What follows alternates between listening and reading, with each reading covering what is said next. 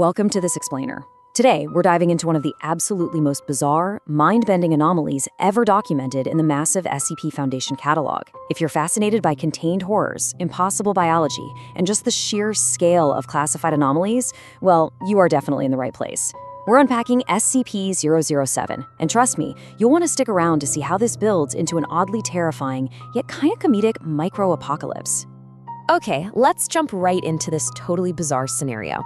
I want you to imagine going to sleep as a perfectly normal human being and then waking up to find that your abdomen, like your entire stomach cavity, is just gone. But it's not an empty void. Instead, it's been replaced by a fully functioning, miniature, inhabited planet. Sounds crazy, right? Well, we are exploring the exact documentation of a guy who experienced literally exactly that. Section 1, the Abdominal Planet Anomaly, taking a look at the details of SCP-007. We really need to wrap our heads around the clinical facts of this completely impossible situation. So the absolutely crucial point to understand here is that this planet isn't floating out in the distant reaches of outer space. Nope, this is an entire celestial body housed perfectly and entirely inside a living human being. The subject literally just goes about his day completely aware that there's an Earth-like globe spinning right where his internal organs should be. It's wild. To put this totally impossible scale into perspective for you, according to the Foundation's measurements, this planet is exactly 60 centimeters. That's just under 2 feet in diameter. Think about that for a second. We're talking about an entire planetary ecosystem, complete with continents and a daily rotation, condensed down to the size of a large beach ball, just comfortably resting inside a man's torso. Section 2, Inside the Micro-Earth, categorizing the inhabitants. Because, as it turns out, this planet is not just a barren rock. The Foundation has classified this whole situation as a Euclid-level anomaly, meaning its behavior isn't perfectly understood. But here's the real kicker. This 60-centimeter globe hosts 2 distinct, sentient, microscopic species living right on its surface. And they aren't just surviving, they're actually evolving. The documentation notes their technology has reached an equivalence to our 15th century CE, so we're talking about microscopic civilizations basically living out their own Renaissance era, completely unaware that their entire universe is, well, some guy's torso.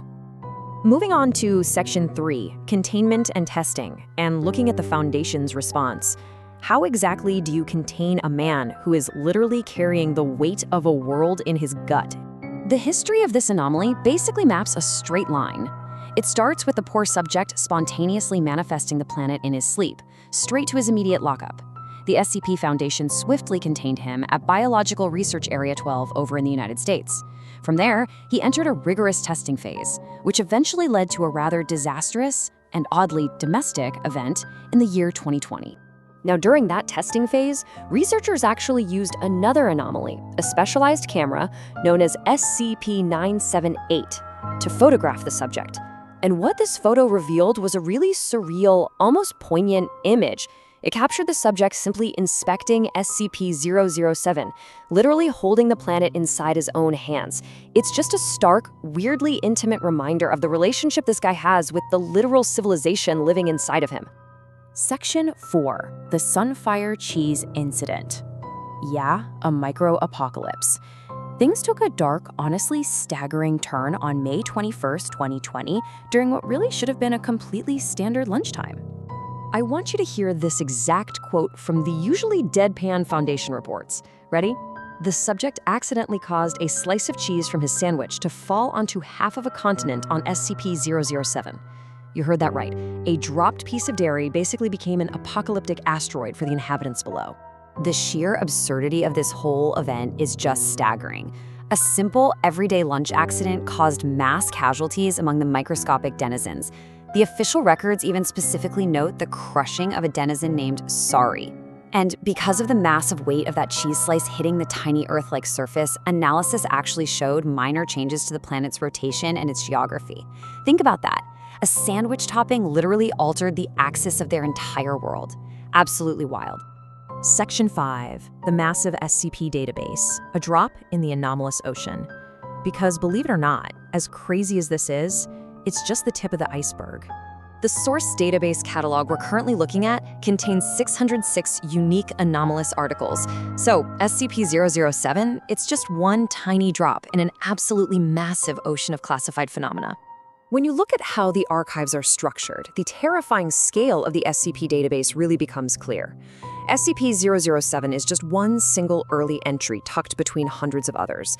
It spans from the highly confidential, reality-bending SCP-001 proposals, like Jonathan Ball's or Dr. Clef's, all the way through the hundreds block with notorious entries like SCP-173, and right on down to SCP-696 in late Series 1. The Foundation is out there simultaneously managing biological horrors, geographical anomalies, and apocalyptic threats, block by block.